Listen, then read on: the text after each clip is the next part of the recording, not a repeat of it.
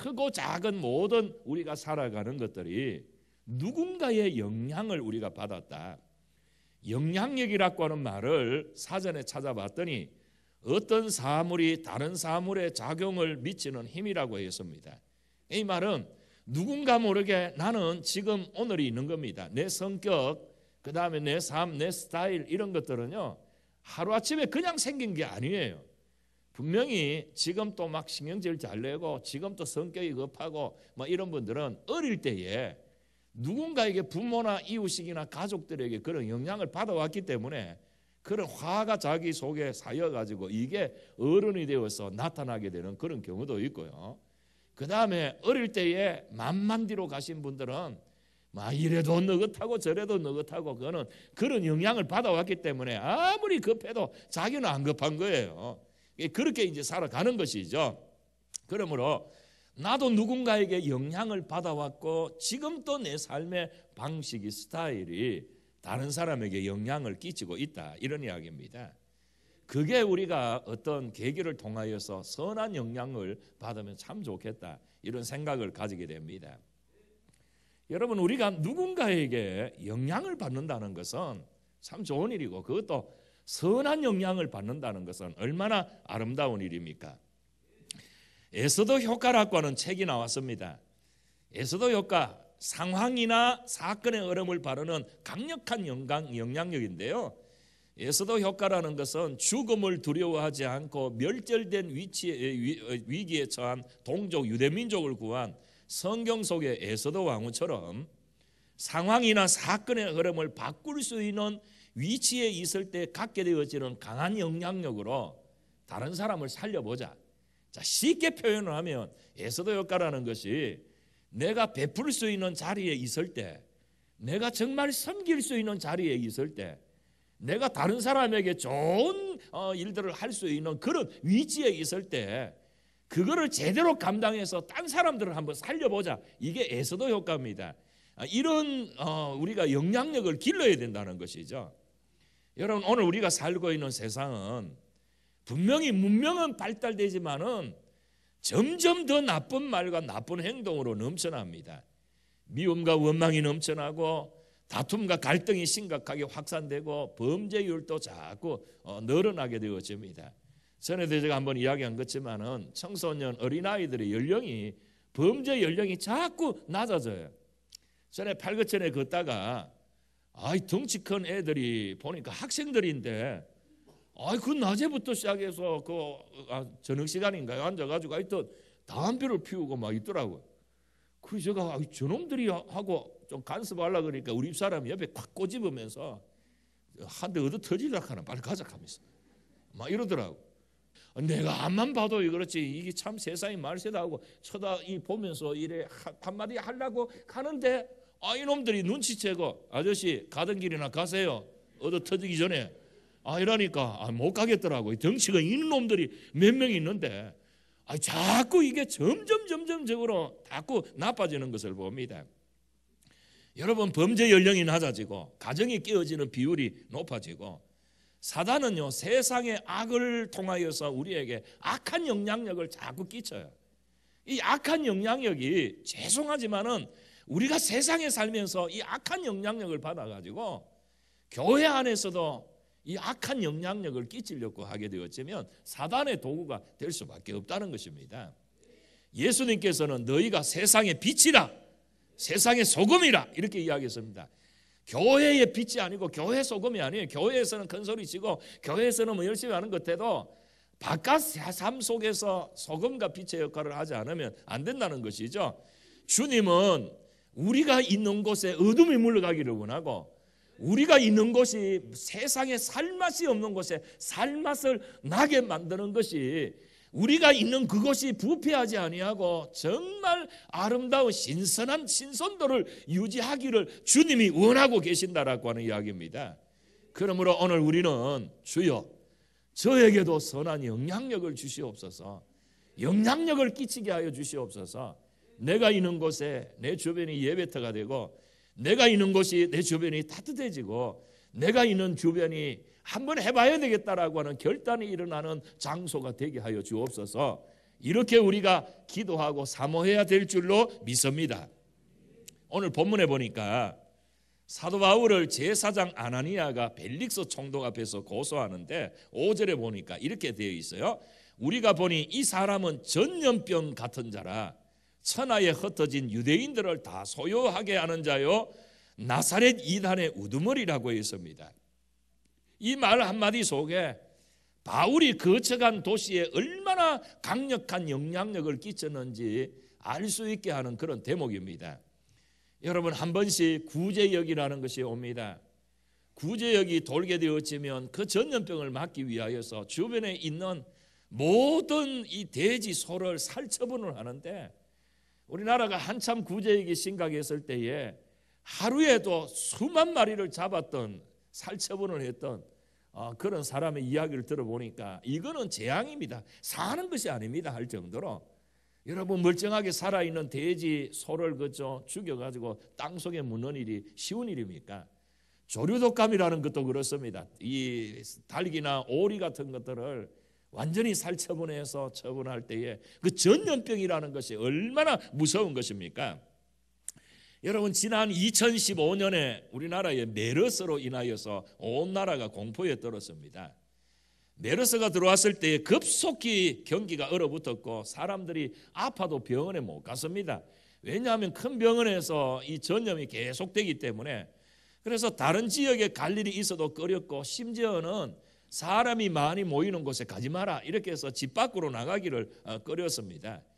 통계에 불과 100여 명이 감염됐는데 30여 명의 사망자를 냈는데 영향력은요 대단히 많았습니다. 여러분, 우리가 지금 이렇게 굉장히 문명시대에 살면서도 전염병이 돌게 되어지면 겁을 냅니다. 그런데 과거에 패스트가 처음에 등장하게 되어졌을 때 패스트로 인하여서 얼마나 많은 사람이 죽었습니까?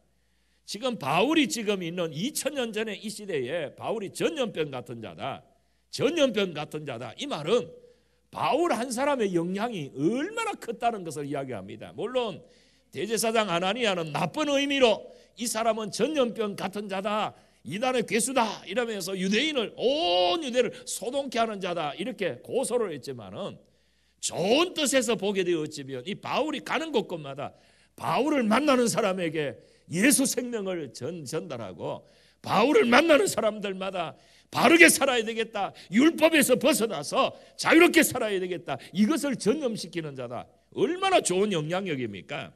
바울이 가는 곳곳마다 수많은 사람들이 유대교에서 기독교로 개종했습니다.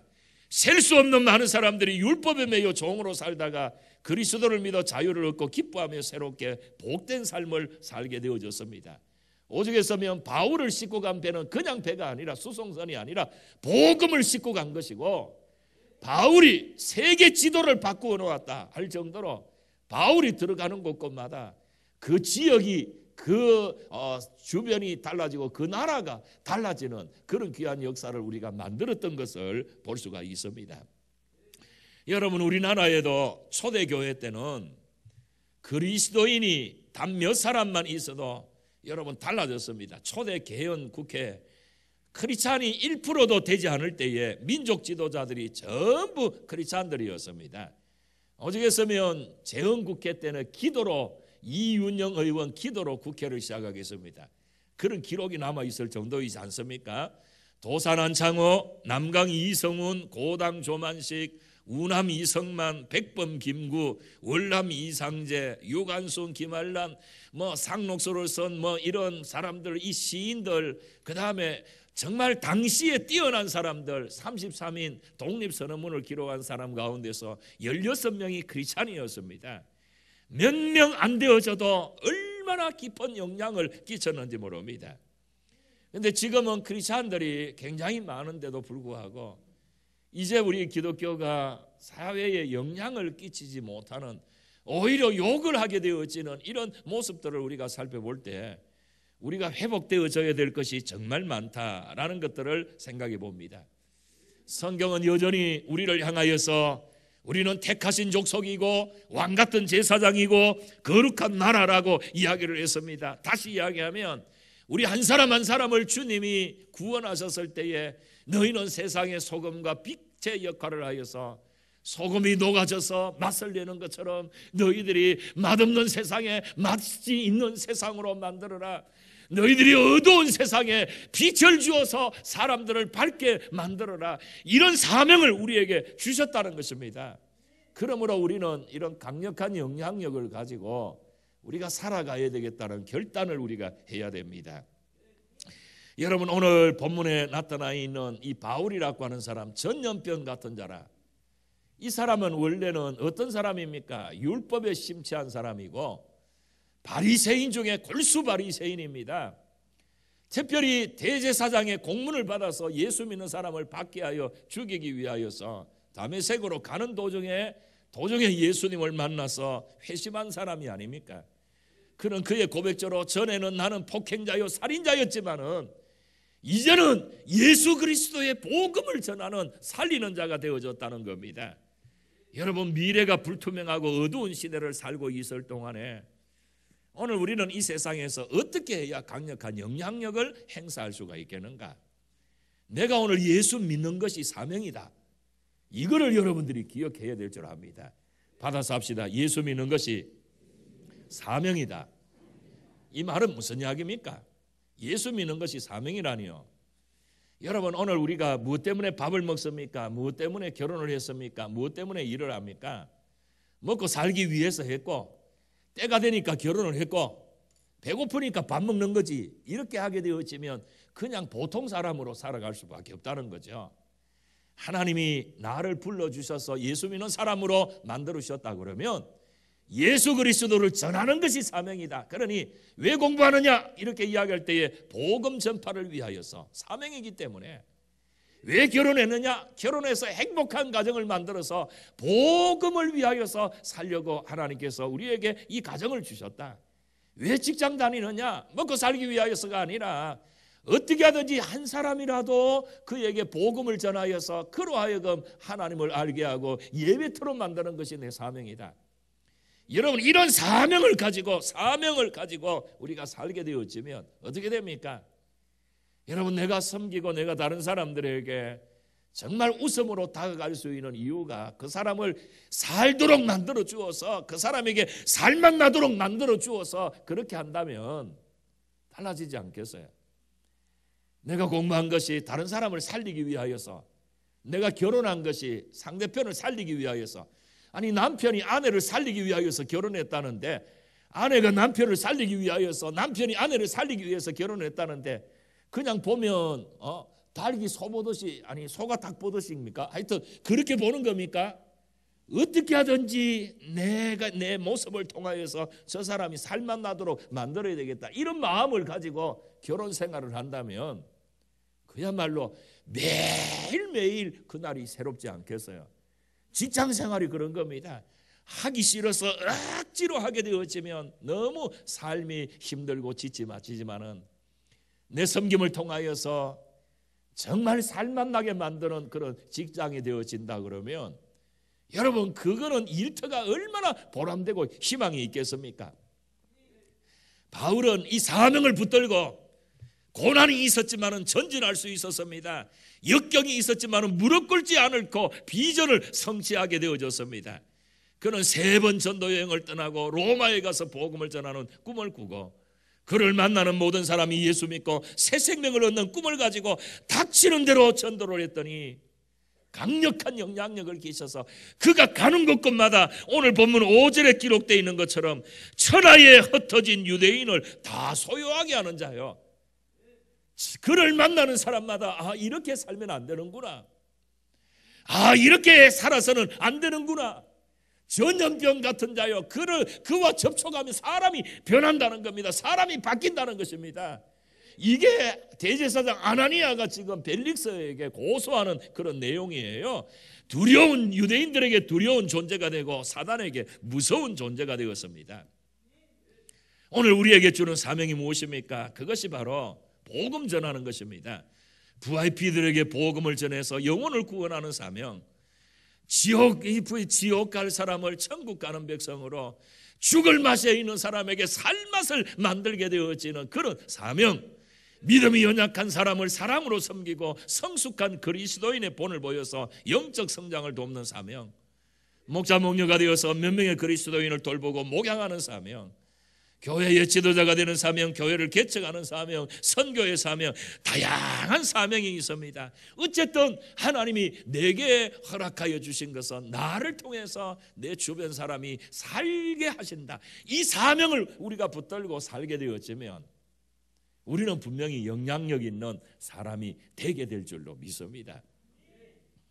여러분, 사명을 가지는 사람은 열정이 있습니다.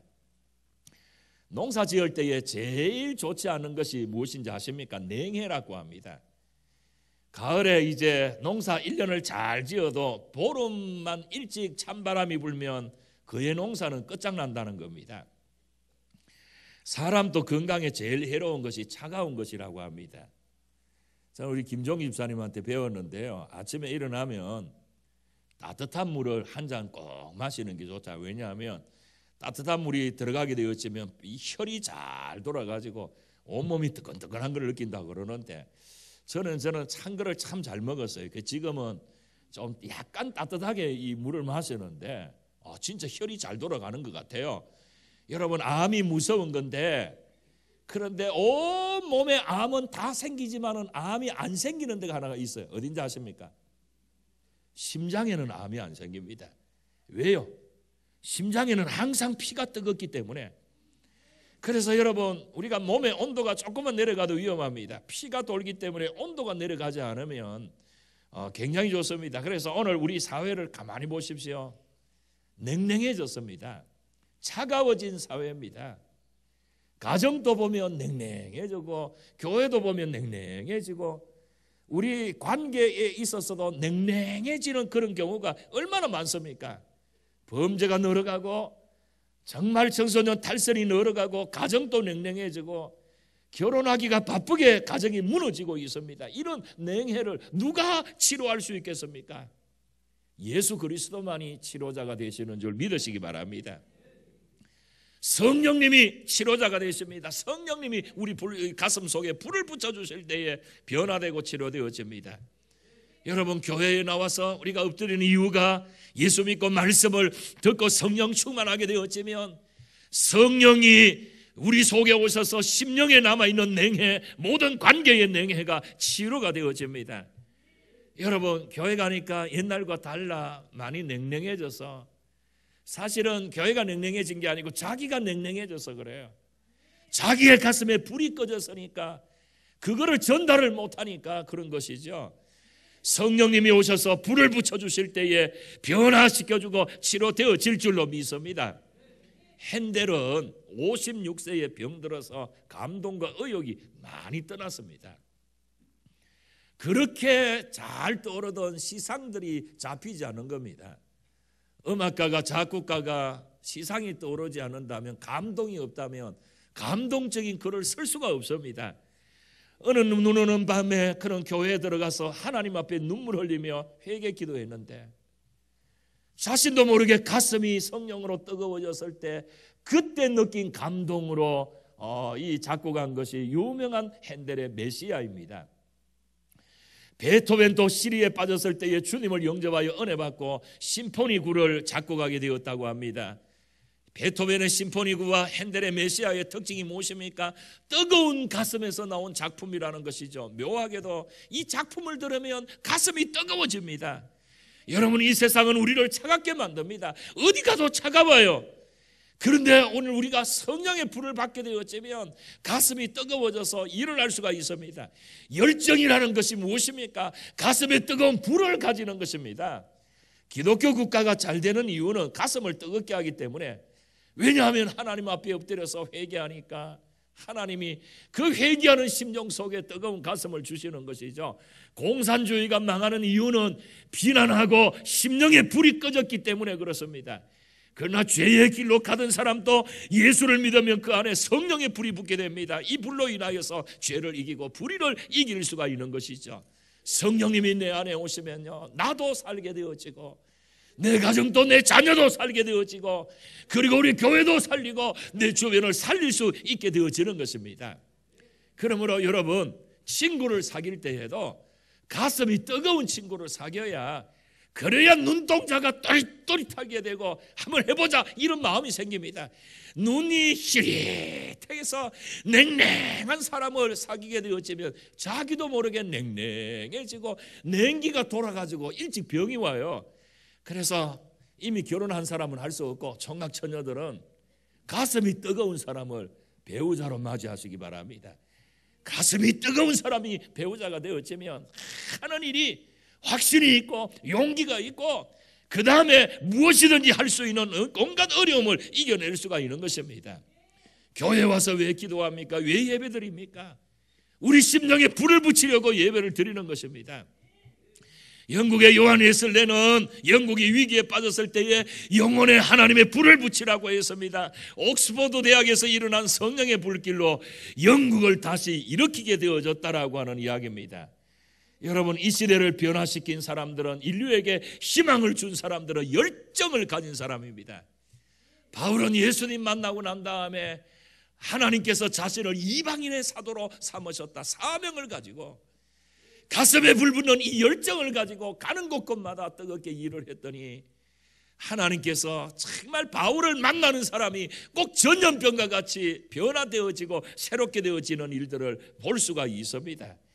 여러분, 열정을 가지라 그러니까 아이고 목사님 내 나이가 몇 살인데, 내 나이가 몇 개인데 열정 타령이냐 이렇게 하는데, 여러분 한번 받아서 합시다. 나이가 들어서 열정이 없는 것이 아니고 열정이 없기에 나이가 드는 기다. 무슨 말인지 아시겠죠? 나이가 들어서 열정이 없는 게 아니에요. 여러분, 나이가 든 사람도 열정을 가진 사람은 젊은이처럼 살 수 있습니다.